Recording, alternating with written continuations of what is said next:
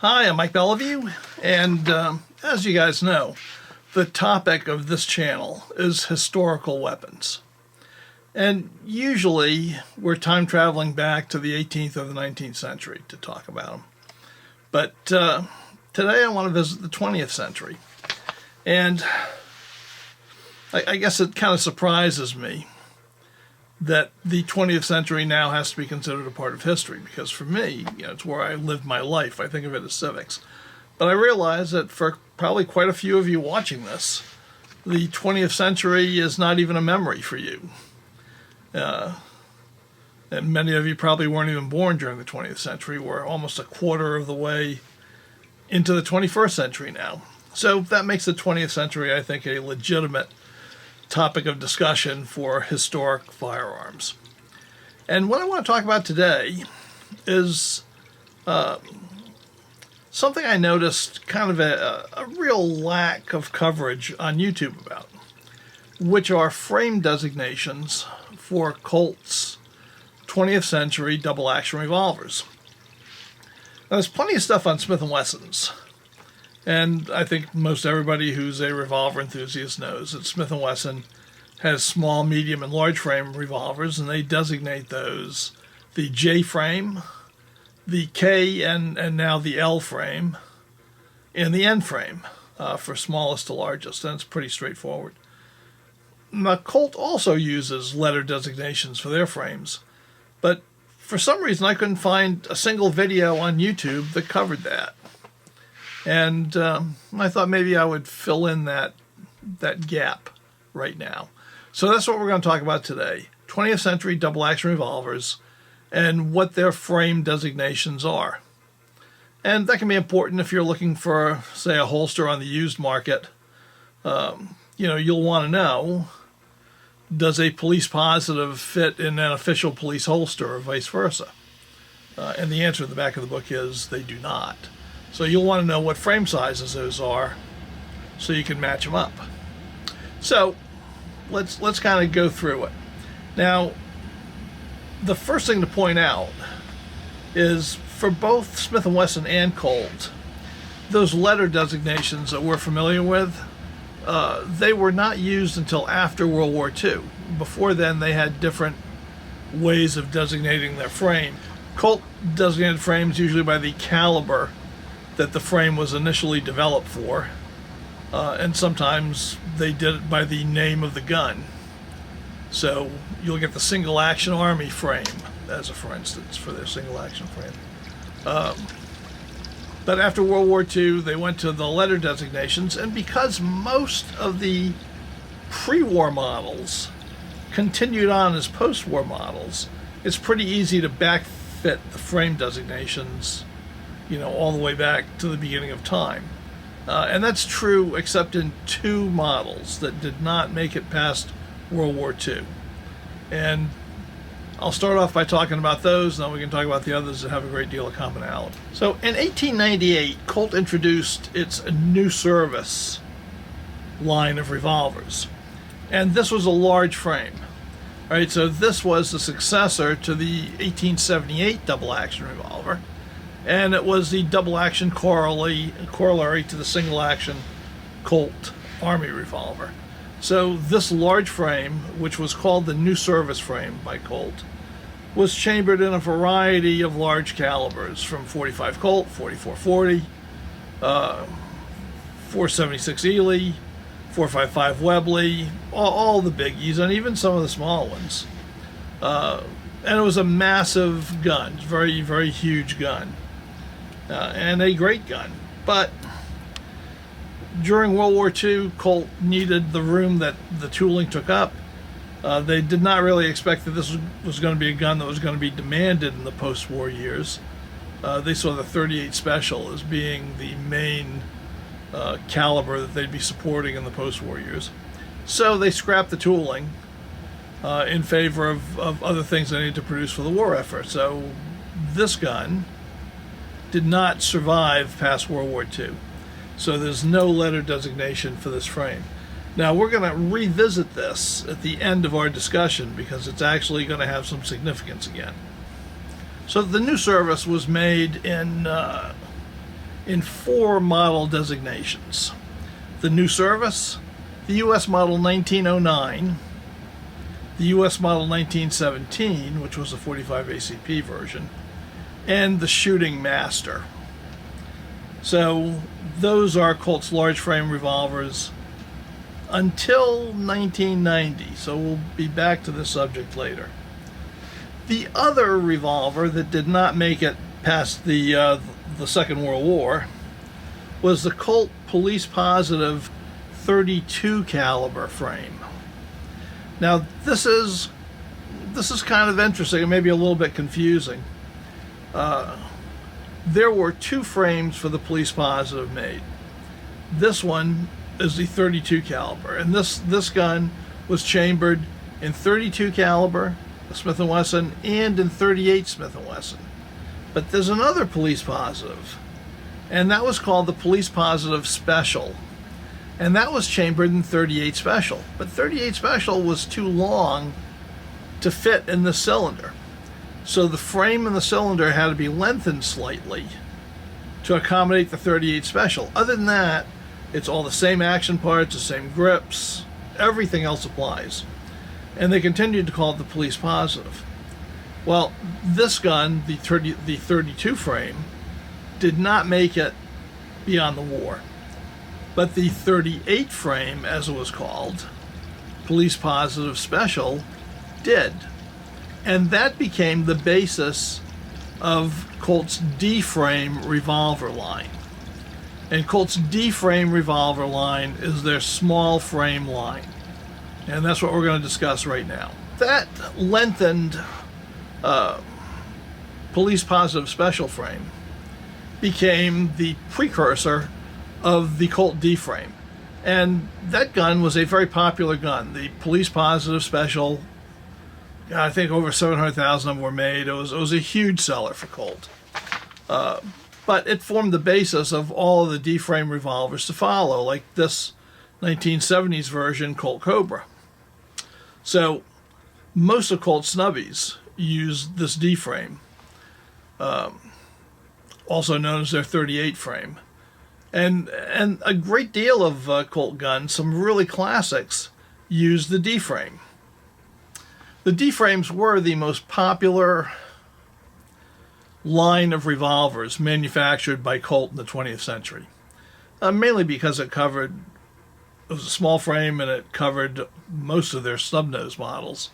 And there's no doubt that then, as now, people prefer to carry compact, lighter weight handguns rather than the full-size handguns. So the D-frame included the following models: the Police Positive Special, the Police Positive Target model, the Diamondback, which of course is sometimes called the Baby Python because it was made to resemble the Python in .357 Magnum, though the Diamondback was available in .22 long rifle and in .38 Special. And of course, a whole host of snub-nose revolvers, from the Cobra to the Agent, the Viper, and the Detective Special. All of those were made on Colt's D-frame. And that's roughly equivalent to, say, Smith & Wesson's J-frame. But it's a little bit larger, and the benefit of the D-frame guns is that snub-nose D-frame guns hold 6 shots, as opposed to the Smith & Wesson J-frame that holds 5 shots. And they are not noticeably bigger if you're carrying them around, or if you even compare them side by side. So the Colt D-frame had a lot going for it. In fact, I carry my 1970s vintage Colt Cobra as a summertime carry gun quite often. So they still have some relevance today. Now the next frame size for Colt was their mid-size frame, and that was the E frame. And that was, once again, roughly equivalent to Smith & Wesson's K or L frames. It's probably a little closer to the L frame, because prior to World War II, the E frame was designated by Colt as the 41 frame. So the gun that started the E-frame off was Colt's Army Special. This gun was in 1927 renamed the Official Police. And it was one of the workhorses of the Colt line for many decades. And in fact, in the 1950s, 40s, particularly 50s and early 60s, the Official Police vied with Smith & Wesson's Model 10 military and police as the go-to gun for most of the police departments here in the USA. It was incredibly popular with the police. And it was the main competition for Smith & Wesson's Model 10, which was also vying for that market. So it's a little bit bigger than the Model 10 because, once again, it's made on a 41 caliber frame. But it has a lot of Colt's classic handguns built on that frame. So it's quite an important one. Now, most, but not all, of the E-frame guns were based on the Official Police as a base gun. So there were variations of the Official Police. So you had the officer's model, which was a premium quality flat top target version of the Official Police. And this was the premium Colt revolver until the Python came out. So you got the Border Patrol model also. And this, I think, is one of the best Official Polices, but they're very hard to find. This was an Official Police that was a special order, and it was developed by Charlie Askins and Harlan Carter for the Border Patrol. Then they ordered 400 of them to equip the Border Patrol agents with them. And basically, it's an Official Police with a heavy barrel instead of a tapered barrel. And it's just an outstanding gun, chambered in .38 Special. And it became the basis, really, for the Colt Trooper that would come out in the 1950s. But you can definitely see the lineage of the Colt Trooper in this gun. And like I say, this gun is very hard to find because so few of them were made. But it's a very cool gun. And you got the Commando, which was basically a military issue Official Police, and it had a military finish on it. Not very nice. Had the Marshal, and the Marshal was a round butt version of the Official Police for better concealment. And then the Trooper. The Trooper was made from 53 to 61. And the Trooper was an adjustable sighted version of the Official Police, but it used the same bull barrel, heavy-duty barrel, that Charlie Askins had requested for the Border Patrol. So it had a little bit wider top strap, so you could mount the adjustable sights on it, and it had a ramp front sight mounted on the bull barrel. And I happen to love the Troopers. This is a great gun. And it continued on into the next frame size that we're going to talk about. But these were the E-frames, and once again, they're a classic. The E-frames were made for .38 Special. And they came in some other calibers as well, but .38 Special was basically their reason for being. And while Smith & Wesson kind of pioneered the use of heavy cartridges, like the 3844, .38 Special loaded to higher velocities, and the follow-on to that, which was the .357 Magnum, they needed to use their large frame revolver, their end frame revolver, to shoot those heavy loads. But because it was made on a 41 frame, the Colt E-frame guns, like the Official Police, could shoot 3844s safely. So they could handle the heavy loads in a medium frame gun. And this is going to be kind of important for the next gun that we talk about, which is going to be the I-frame.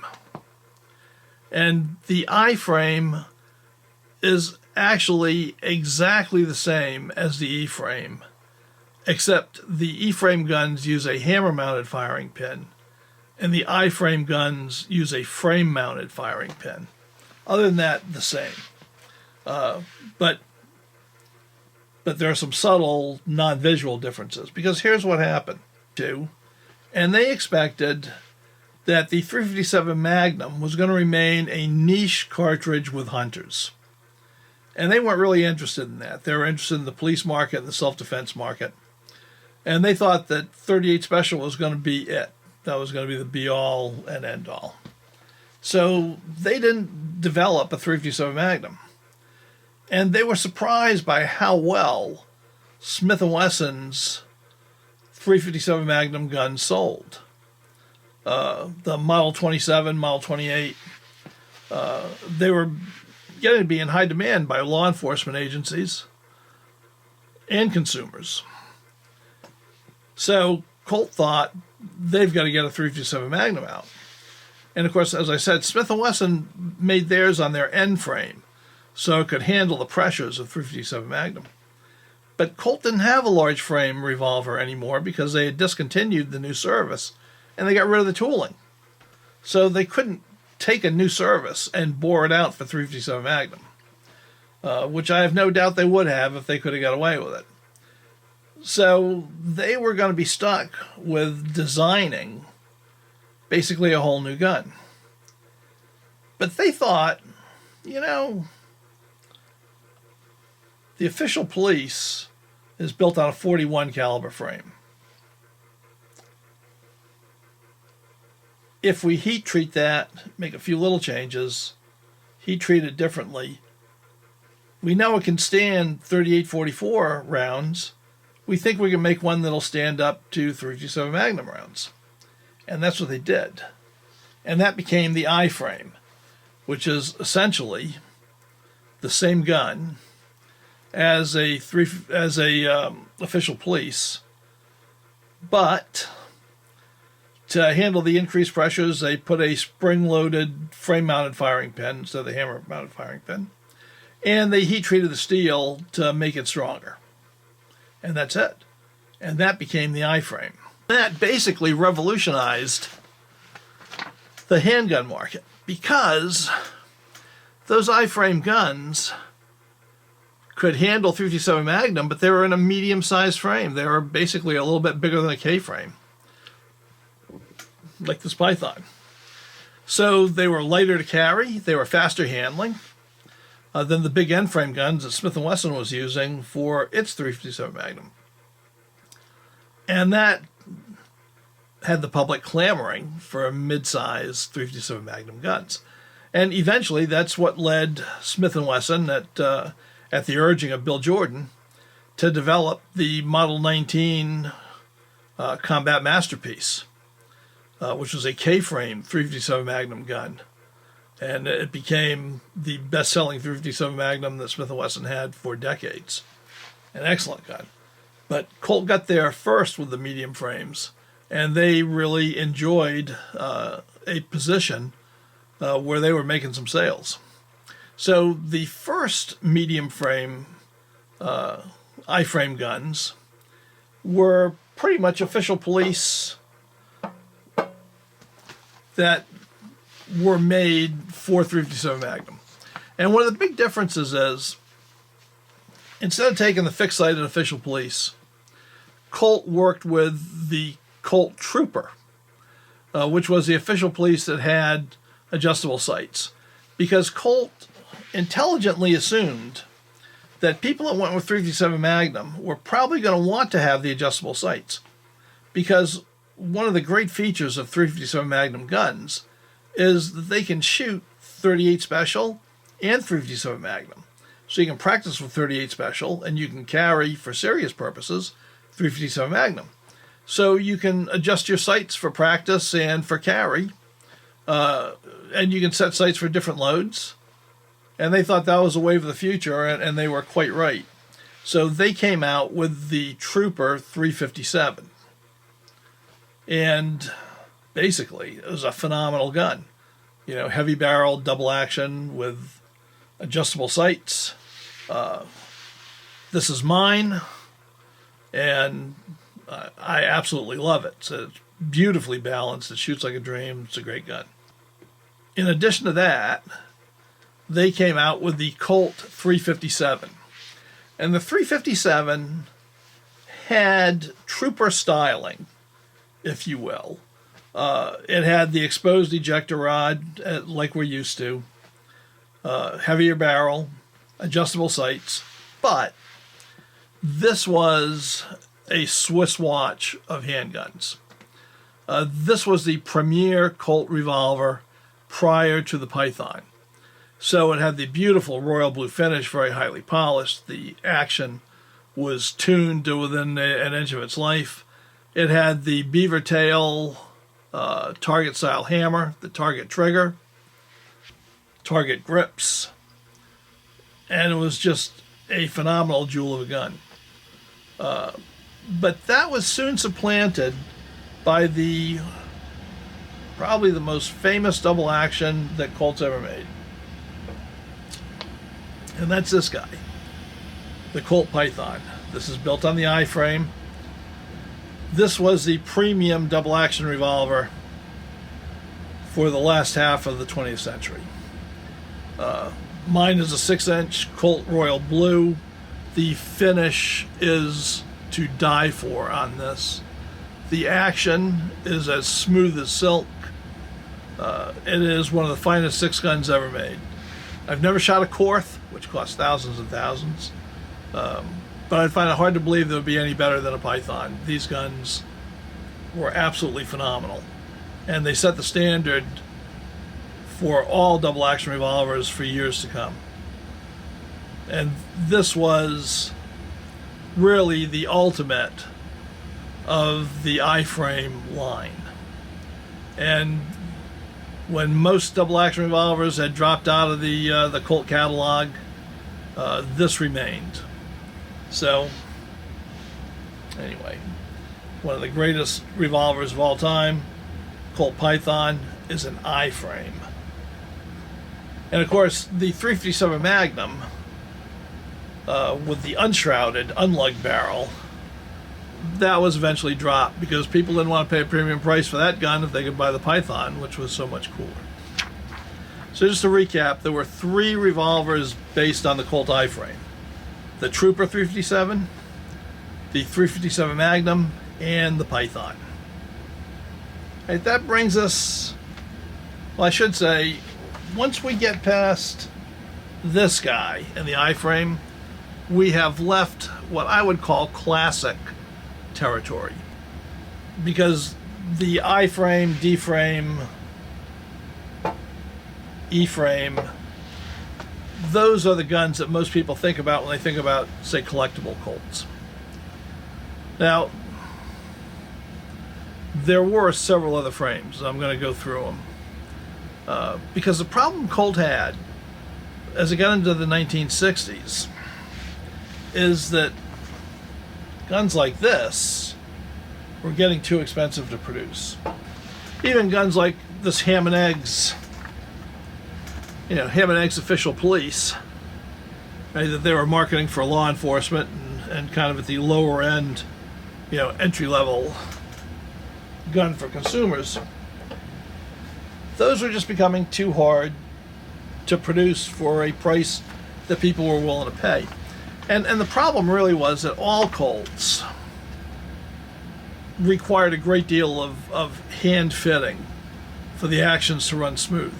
And Colt had done that for years, and they had dedicated employees that were experts at that. But as they got into the 1960s, a lot of those guys were retiring out.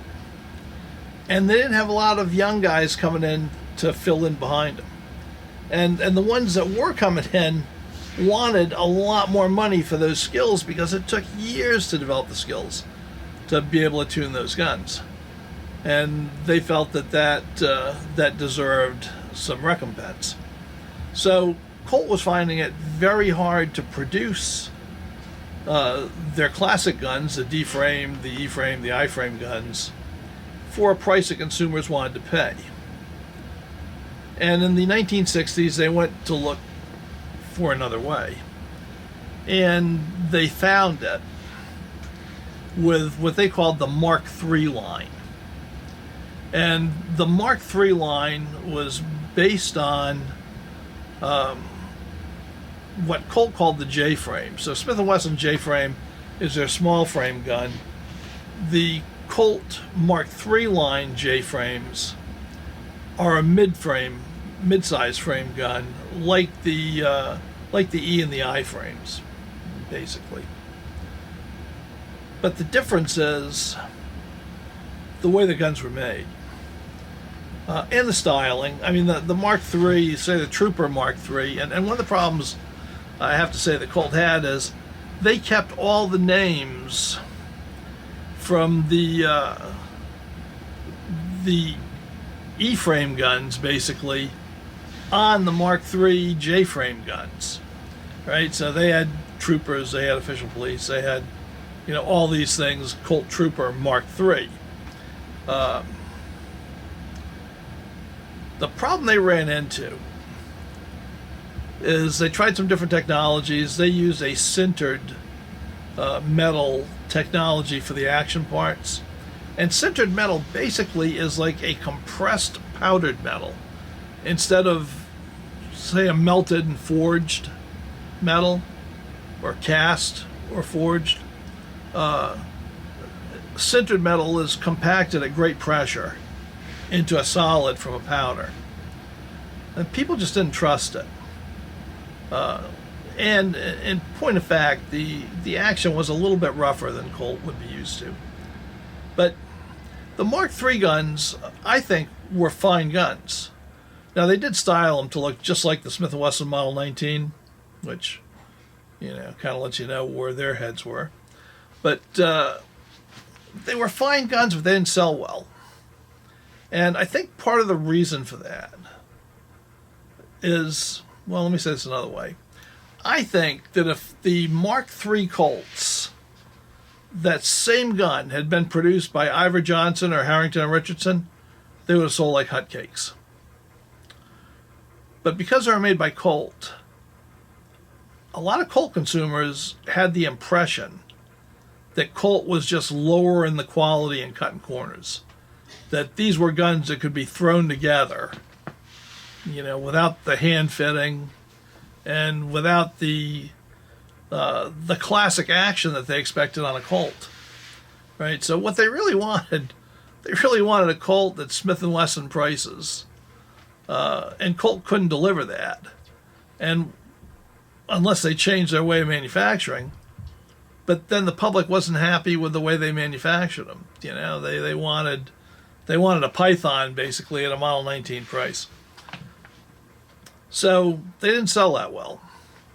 And like I said, it's kind of a shame because they were not bad guns. I'm not nearly as fond of them as I am of the E and I frame guns, but they were not bad guns.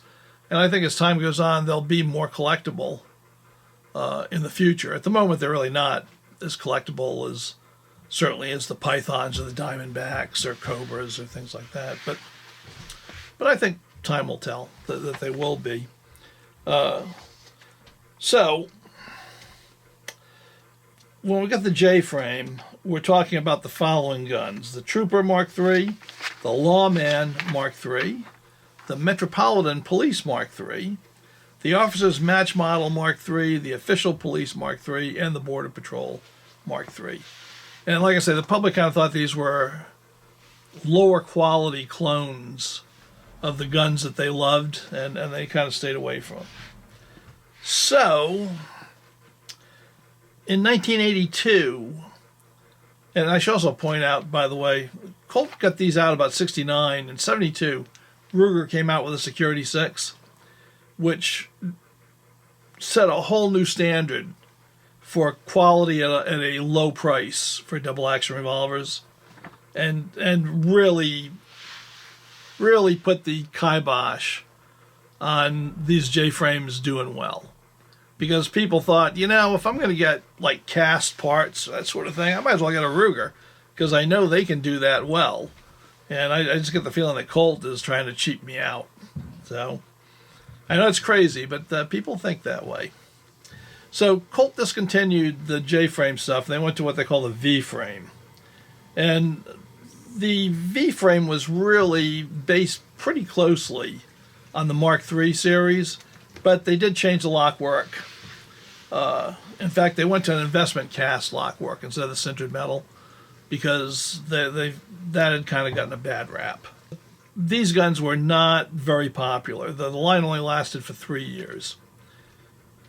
It only really produced 2 models. The Trooper Mark V,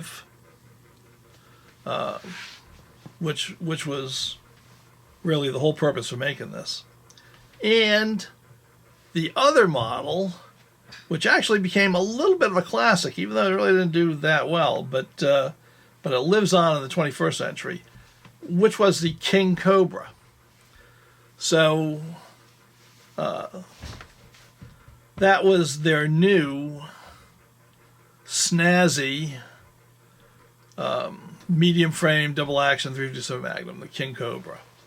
And one of the last of the snake guns, and it's one that's been recreated by Colt in the 21st century, as they've done what they tried to do in the end of the 20th century, but they did it a little bit smarter, I think. So those are the V-frame models, just those 2. And that brings us to the last frame that Colt developed in the 20th century, which is the MM frame, double M. And the MM frame really only had one gun associated with it, and that's the Anaconda. And this was a replacement for the new service frame that Colt had prior to World War II. Because Colt didn't have a .44 Magnum hunting revolver. And for a long time, they didn't feel the need for it, but in the 90s, they decided they wanted to compete with Smith & Wesson's Model 29. So they brought out the Anaconda, a big gun, chambered first for .44 Magnum, then in .44 Colt as well. And that was based on the MM frame, which is very much like the V frame, but upsized. So that was the last of the snake guns and the last of the frames. So that is the entire set of frames for the 20th century for Colt double actions. And that's our look at Colt frame sizes and 20th century double action revolvers. I hope you enjoyed it. I know it's not our usual fare, but I think it fills a gap here on YouTube that needed to be filled. And I hope it wasn't too pedantic or boring for you. So if you liked it, give it a thumbs up. Make a comment. If you didn't like it, make a comment. It's okay. I read them all. And if I have time, I'll even respond to you. So until next week, bye.